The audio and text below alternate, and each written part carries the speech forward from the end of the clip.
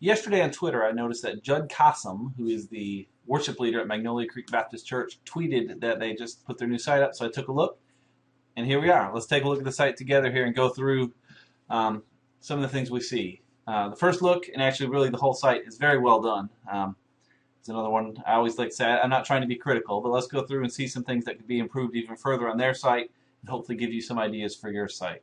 So starting right away, we have the issue with page titles that I always tend to harp on. The actual page title in the code that shows up like in the blue bar at the top of your screen or various places is just Magnolia Creek. I always say you should put the city and state in there, and then as you go through have information about the page, home page, children's, whatever, but always have those three elements: the name of your church, the name of your city, state, and the name of the page. Mostly for help with search engine optimization, but it also helps, in this case it's good, but you have some where the title will just say home, and if someone bookmarks it, that default bookmark will say home, which is not very helpful. So that's something they should look at. The podcast, I flipped through that. The big button there is nice. It's up to date. Very well done. I think that's a very good thing to have on the homepage. Again, assuming it's kept up to date. I found it interesting, these big pictures. I like that little "don't go to church, be the church." Cute thing. They have a few that flip through, but none are clickable. Like, I assume this is a series coming up or something. Just can't click it. Not a problem, I guess, but I just kind of expected to be able to. You don't want to go against expected user behavior. I would guess other people are clicking on it too and not getting much. And then with the pictures that rotate through, which suddenly it's not rotating now, maybe it already finished. Let's see, yeah, we got welcome.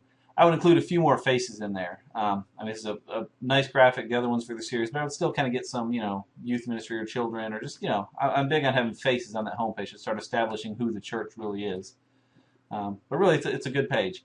Very clear buttons on the side, some good stuff at the bottom. So let's dig into the I'm New. I always like a good I'm New page. So we'll go in. It's a decent little page.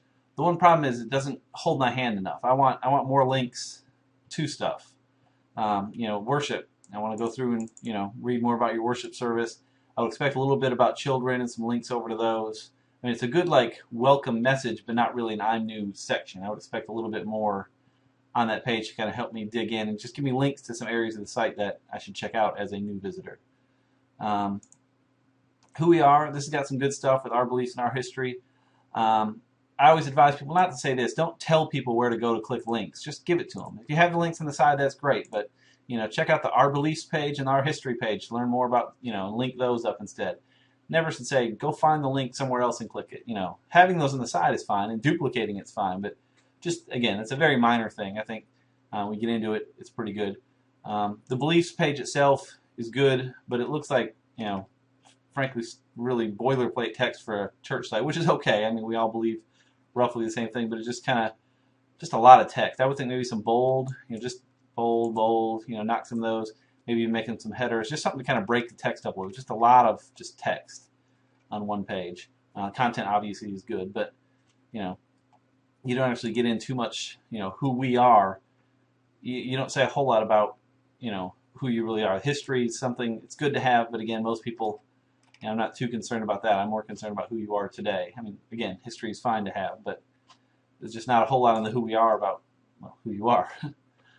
Ministries, the biggest problem here, of course, and I understand it's a new site, so that's fine, but check back soon and see what's happening, and sure enough, if you go in, they're all coming soon. So, again, recognize against a new site, but you got to get that going pretty quick, especially when you have student ministry on the front and it's just coming soon, doesn't even take you anywhere. So hopefully you can get that straightened out pretty quick.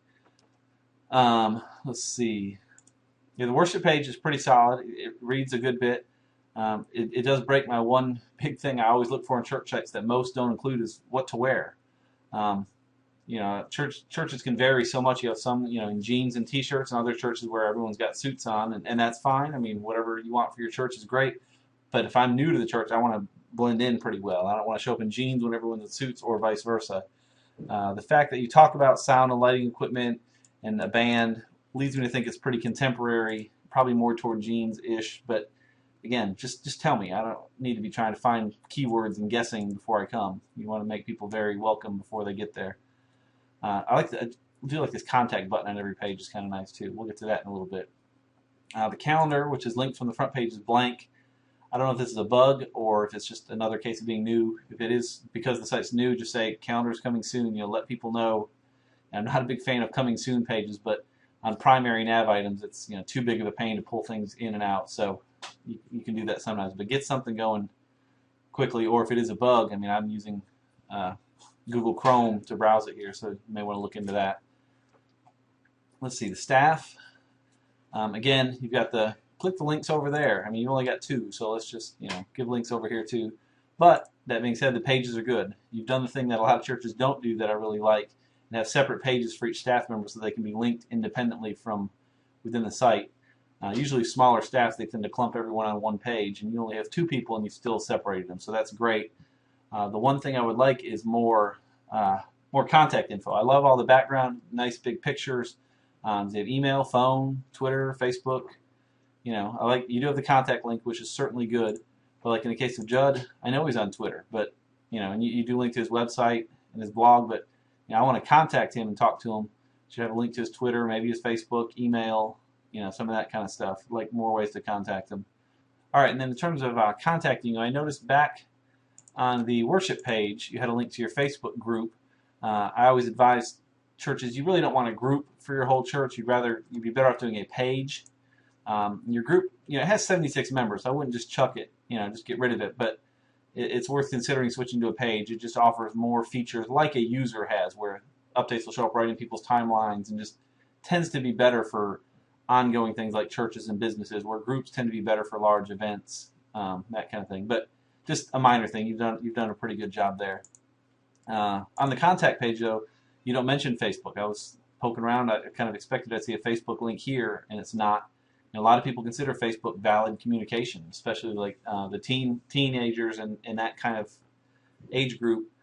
Statistically, they use Facebook and those kind of tools more than they use email. And certainly, a lot of folks aren't using the phone as much in favor of some of these other tools. So giving people easy ways to contact you is always good. So I would have your Facebook, your group here, hopefully maybe change it to a page, Twitter account, that kind of thing. And then also just give me an email address. Again, the contact form is great. I certainly wouldn't get rid of that. It's nice, pops up, it's easy to use. But some people just want an email address. I may say, ooh, we need to check out this church. Send an email to my wife. Why don't you contact them? It'd be nice just to throw an email address in there to have her use. But it's just kind of a minor point. All in all, though, very good job. I like the address, city, state, phone, all that stuff on the bottom. I mean, really, a very well done site. So congratulations on that. Thanks.